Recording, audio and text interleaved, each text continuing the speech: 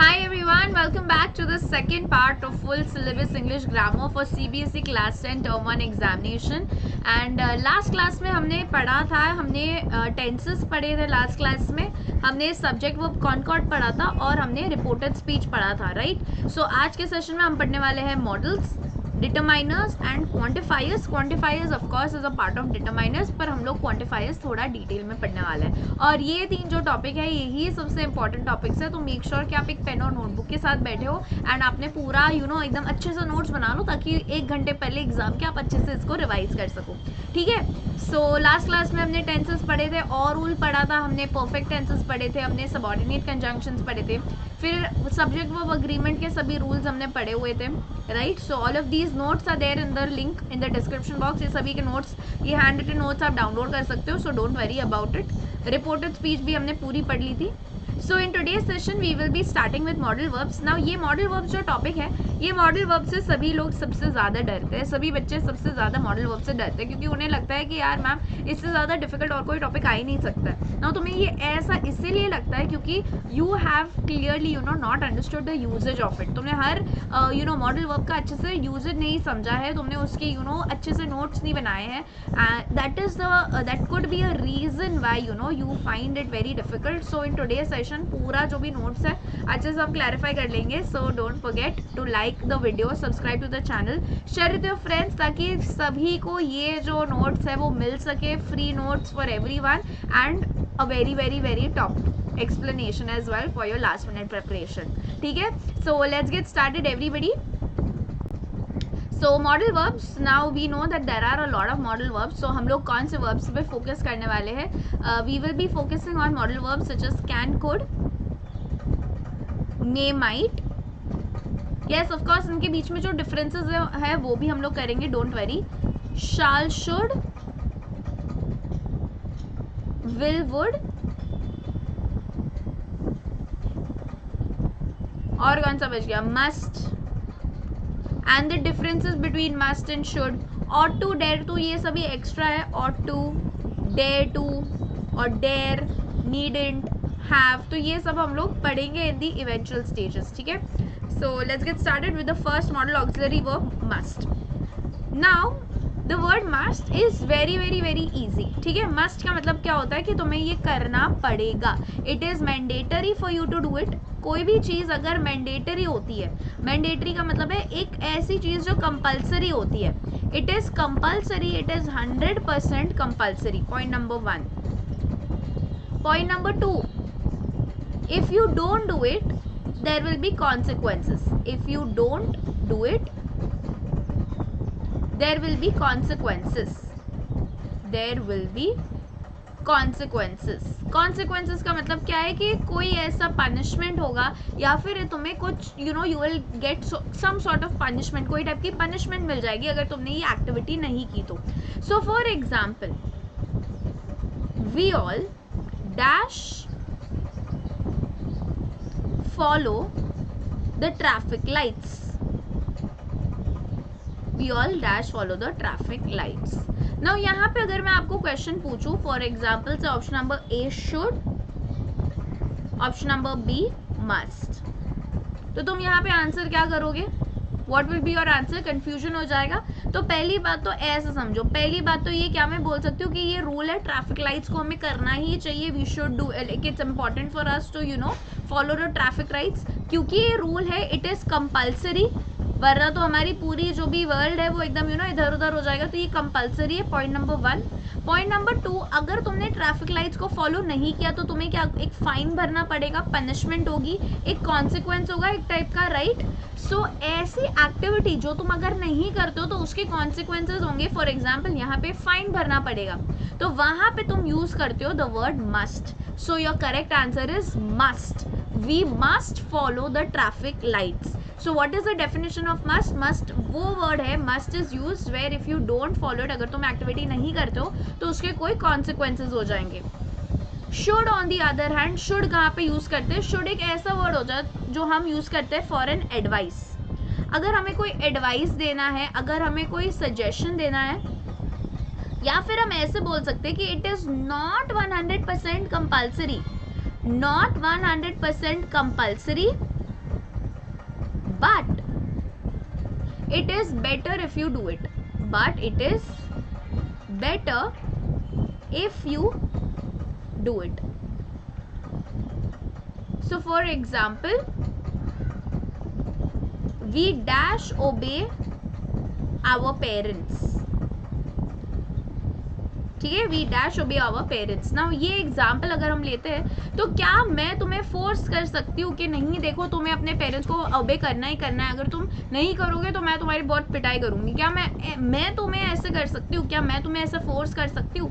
नहीं, मैं फोर्स नहीं कर सकती हूँ. Right, point number 1.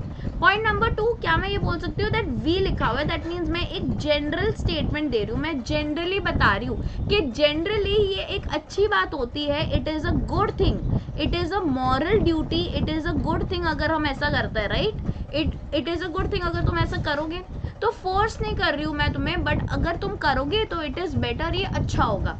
So we should obey our parents. अगर हम करेंगे तो अच्छा होगा, it will be good for us. So it is better. तुम्हें कोई फोर्स नहीं कर रहा है, but it is better if you do it. ठीक है. So this is also the difference between must and should. Must का मतलब क्या होता है? Must is compulsory, must versus should. So difference भी क्या होता है? मस्ट जो होता है वो क्या होता है? It is compulsory,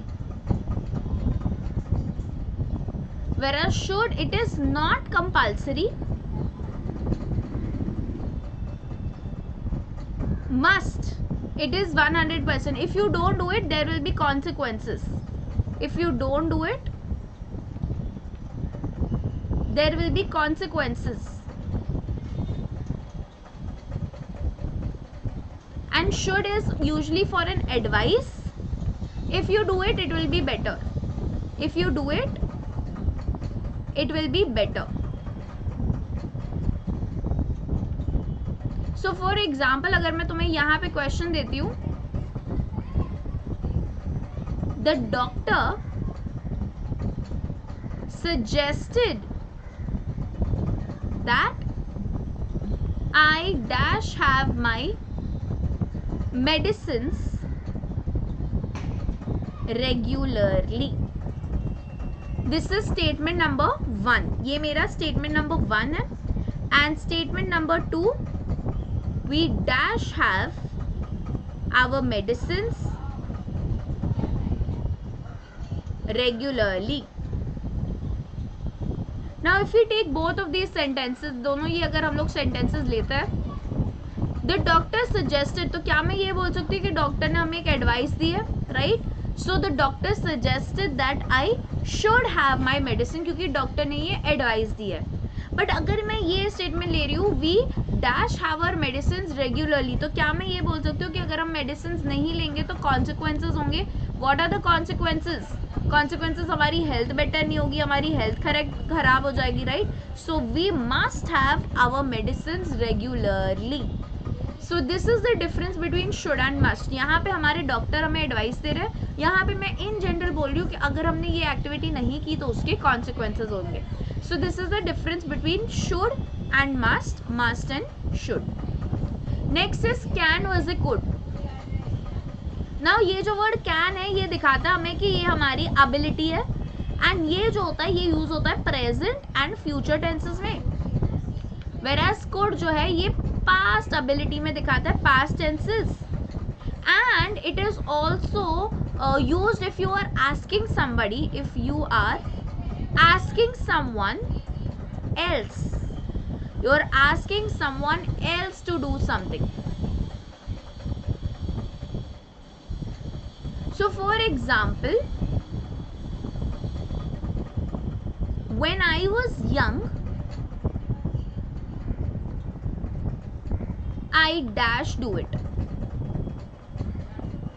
Dash you please pass me that bottle? Dash you please pass me the bottle? ठीक है. So these are the two questions.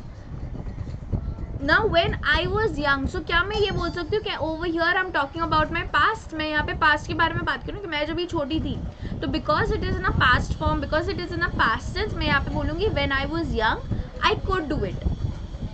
यहाँ पे in the second statement dash you please pass me that. No यहाँ पे अगर मैं option बोलती हूँ वुड एंड कुड, ऑप्शन मैं दे रही हूँ वुड या फिर कुड, तो यहाँ पे आंसर क्या होगा, वुड होगा या कुड होगा।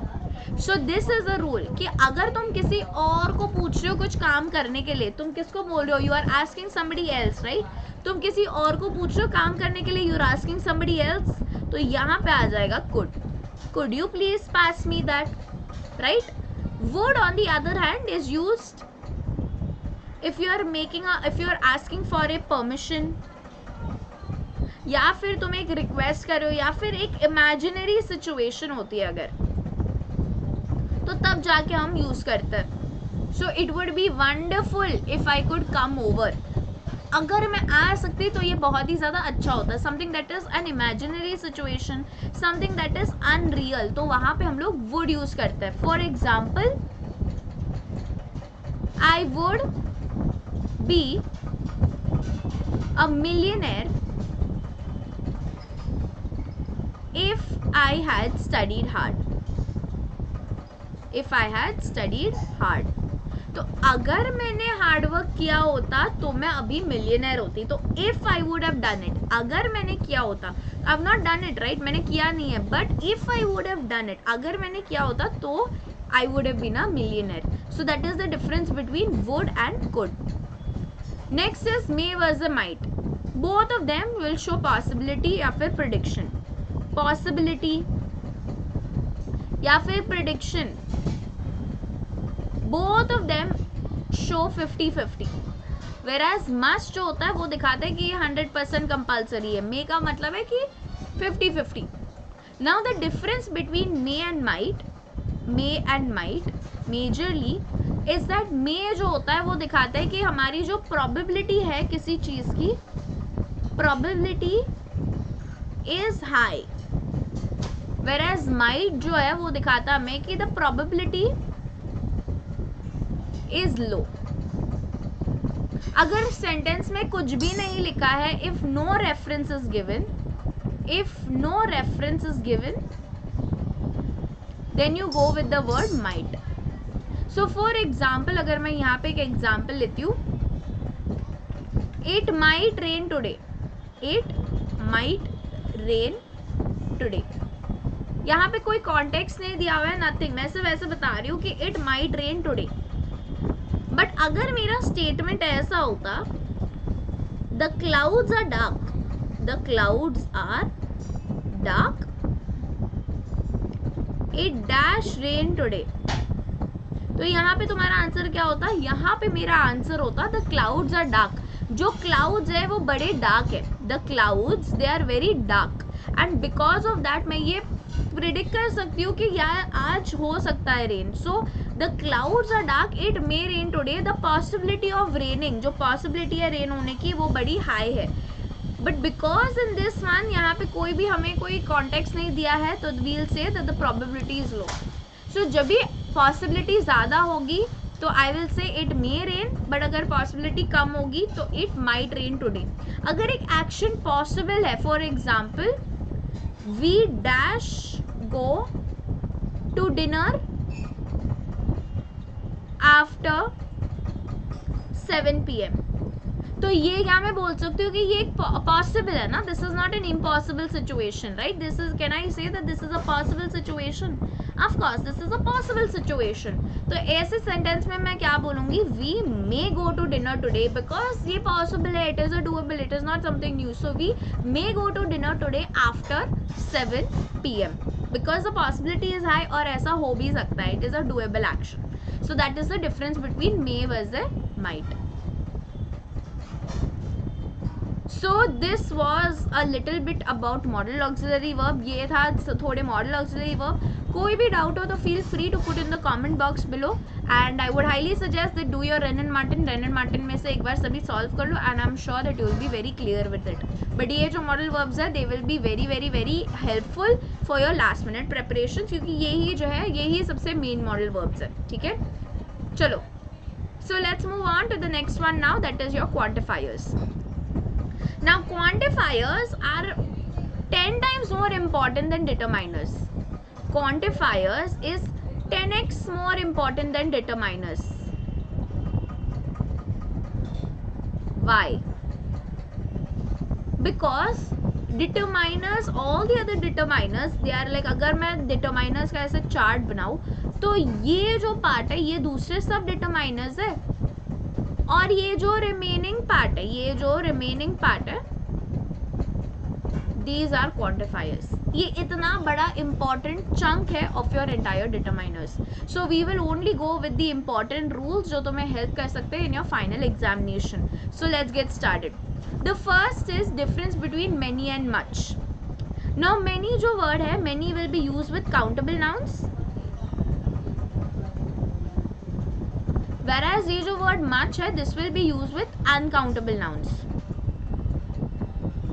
Now uncountable nouns का मतलब क्या होता है? Any noun that you cannot count. ऐसे टाइप के noun जो तुम count नहीं कर सकते हो. For example air, water, oil. तो ये सभी चीज़ें हम count नहीं कर सकते, right? तो they go under uncountable nouns.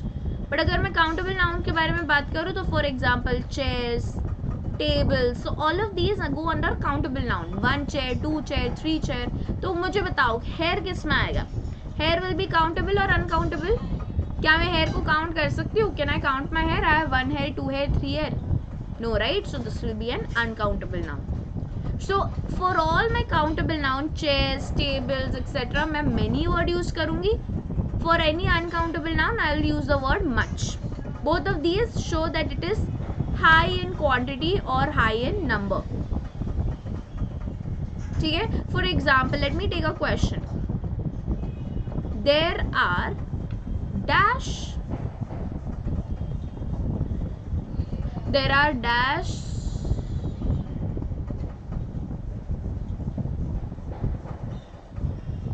one second, there is dash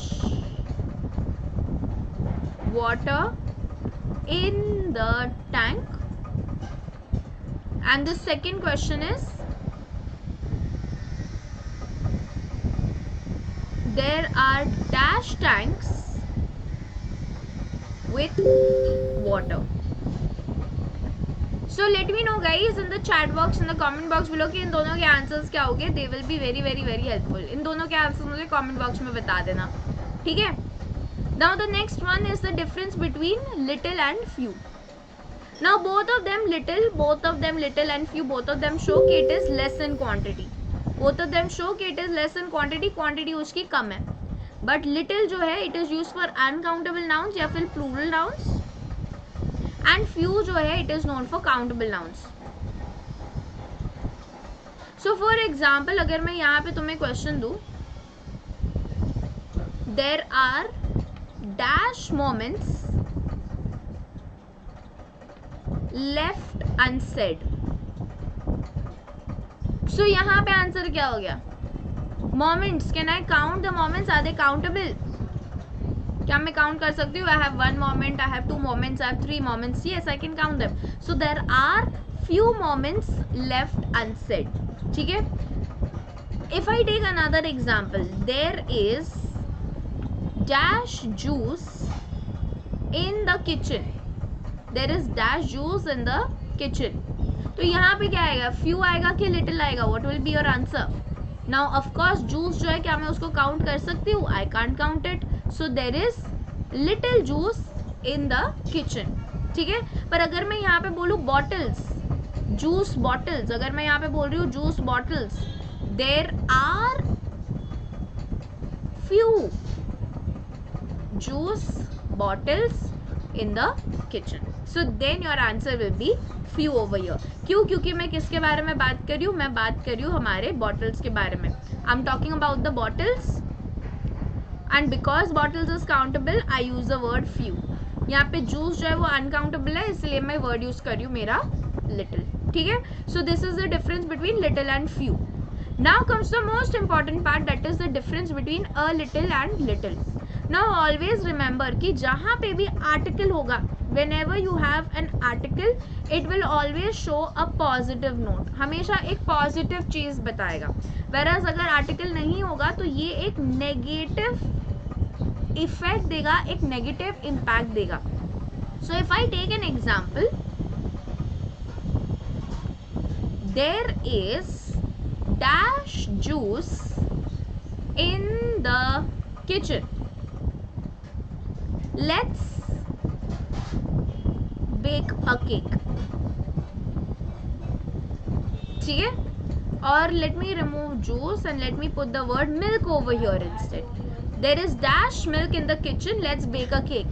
So in this example, can I say that can I say कि मैं यहाँ पे एक पॉजिटिव नोट दे रही हूँ. मैं बोल रही हूँ कि यार चलो वाओ थोड़ा मिल्क और बचा हुआ है, चलो चलो एक काम करते हैं, केक बेक करते हैं. It's a positive note, no? तो I will say there is a little milk in the kitchen, let's bake a cake. But अगर यहाँ पे मेरा क्वेश्चन होता, ऑन द कॉन्ट्रेरी अगर मेरा क्वेश्चन होता there is dash milk left, we can't bake a cake. तो मतलब मैं बोल रही हूँ कि ये नेगेटिव सेंस है, जो मेरा मिल्क है वो इनफ नहीं है, वो काफ़ी नहीं है, इसीलिए हम लोग केक जो है वो बेक नहीं कर पाएंगे. So my answer will be what, there is little milk left in the kitchen, we can't bake a cake. हमारे पास सफिशिएंट नहीं है, जो मिल्क है वो काफ़ी नहीं है, therefore we can't bake a cake. So that is where we use the word little. So what is the difference between little and a little? Little का मतलब क्या होगा? It is less and not sufficient.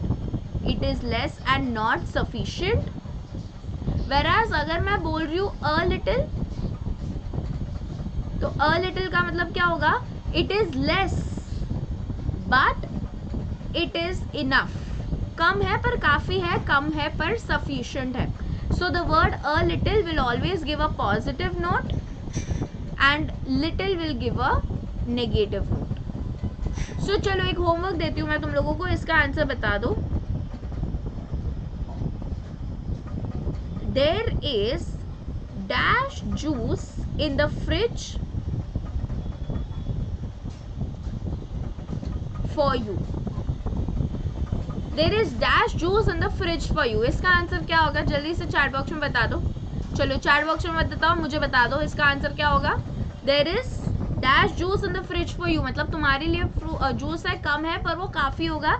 So there is a little juice in the fridge for you मतलब थोड़ा सा juice है जो तुम्हारे लिए काफ़ी हो जाएगा. इट इज़ सफिशिएंट, तो तुम उसको ले सकते हो. It is less but it is sufficient. The same thing goes for few versus a few. Just like how little and a little हम लोग किस में यूज़ कर रहे थे? अनकाउंटेबल नाउन्स में यूज़ कर रहे थे. फ्यू अ फ्यू हम लोग काउंटेबल नाउन्स में यूज़ करेंगे. So for example, there are dash friends of mine who can fortunately help me.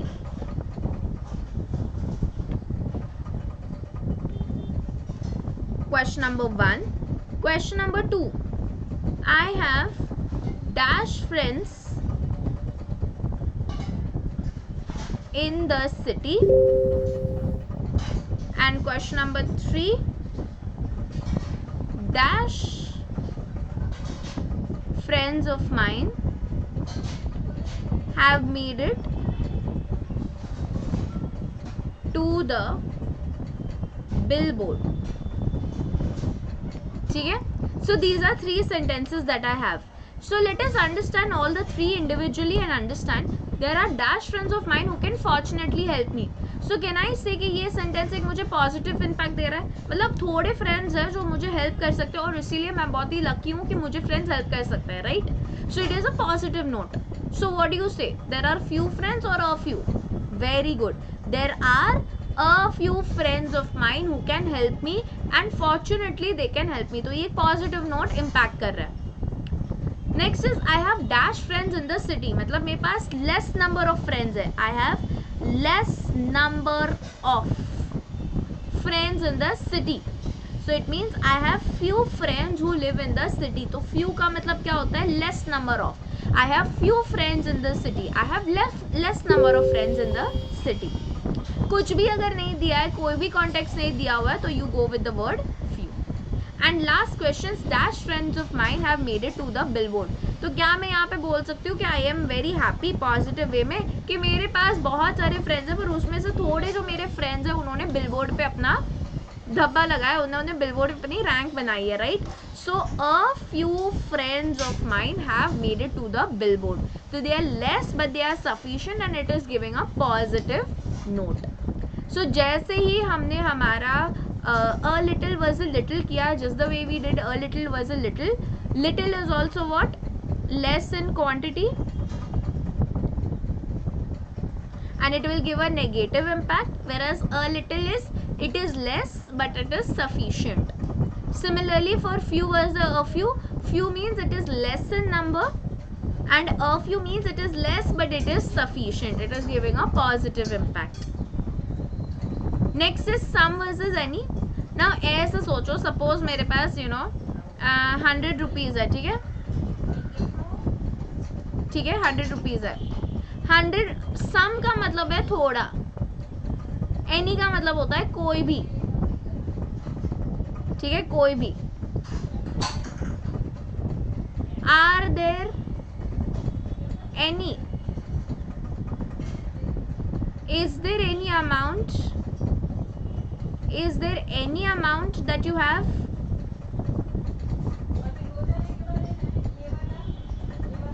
Question mark. And for some I will say I have some amount with me. I have some amount with me. Now in both of these examples, I have some amount means मेरे पास थोड़ा पैसा मेरे पास बचा हुआ है. And यहाँ पे मैं क्वेश्चन पूछूँ कि कोई भी पैसा है तुम्हारे पास, कोई भी अमाउंट है, it can be 10 rupees, it can be 100 rupees, it can be 1000 rupees, it can be any amount, कुछ भी चलेगा, एनी अमाउंट, ठीक है. So this is the difference between some and any. Now remember, any is always use in interrogative sentences and negative sentences. कोई भी negative या interrogative sentence होगा तो वहाँ पे तुम एनी यूज करोगे. और अगर तुम्हें कोई पॉजिटिव सेंटेंस होगा, अगर तुम्हारा एक पॉजिटिव नोट बना रहा है, पॉजिटिव इम्पैक्ट दे रहा है, तो मैं वहाँ पे सम लिखूंगी. So for example, I have dash oranges with me.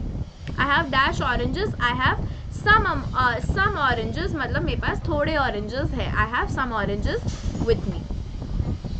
So that is the difference between some and any. Now next is either. So either of them. Either मतलब उन दोनों में से कोई भी एक. Either means any one of them. Any one of them. कोई भी एक. Either of them. So either of them means any one of them, and either of them के साथ हमेशा एक singular verb होगा. So either of them is absent today. Suppose if I say either of them, so either of them is absent today. यहाँ पे अगर मैं और एक वर्ड लेती हूँ, for example both of them are present today. Neither of them is absent today. Each of them is present here. So each of them is present here. There are dogs on either side of the road. इसका मतलब है कि दोनों side पे, both the side, dogs जो है they are there on both the sides of the road. On both the sides there are dogs present. Next is, हमने last class में भी पढ़ा था, ये क्वांटिफायर्स में भी आएगा. Anybody, everybody, everyone, each, all of them will always take a singular verb. That means इसके साथ इज आएगा, ठीक है. So this is a little bit about quantifiers, and this is a one-shot revision on complete quantifiers. With this, my dear learners, we come to an end of this session, and we have completed all the quantifiers, and we have completed quantifiers and which other topic? Models, right? We've completed models and quantifiers. So if you have any doubts, my dear learners, कोई भी type के अगर तुम्हें और कोई भी doubts हो तो तुम मुझे चैट बॉक्स में डाल सकते हो, ठीक है. You can also message me on Telegram. My Telegram ID is t.me/vriddhi doshi with double i's. So these are my telegram channels. और कोई भी डाउट हो तुम्हें तो तुम मुझे डेफिनेटली चैट बॉक्स में कमेंट करके लिख सकते हो. एंड तुम्हारा आई वुड सजेस्ट यू कि मैम हमारे लास्ट मिनट रिविजन के लिए हम लोग क्या करें. तो लास्ट मिनट रिविजन के लिए पहली चीज़ तुम क्या कर सकते हो, मैंने जो तुम्हें नोट्स लिखाए हैं वो एक बार सिर्फ रिवाइज कर लेना, point number 1. And point number 2, rain and Martin जो तुम्हारी बुक है, रेन एंड मार्टिन एक बार सॉल्व कर लेना, Wren and Martin go through कर लेना. They will be very very very helpful to all of you all. ठीक है. So these are the 2 points that I would like to tell you all कि ये एक बार अच्छे से रिवाइज कर लेना. And with this we come to an end of this session. I will see you in the next video. कोई भी अगर डाउट हो तो चैट बॉक्स में विदाउट फेल भूल दो. कोई भी अदर टॉपिक जो तुम्हें मुझे डिटेल में कवर करना है तो वो भी चैट बॉक्स में डाल दो. And see you in the next session. So until then everybody like share subscribe to the channel. जल्दी से फ्रेंड्स को सेंड कर दो. And until then a very hearty sayonara. Let's crack term 1 examination. Sayonara everyone. Take care and see you in the next session. Bye guys. Take care.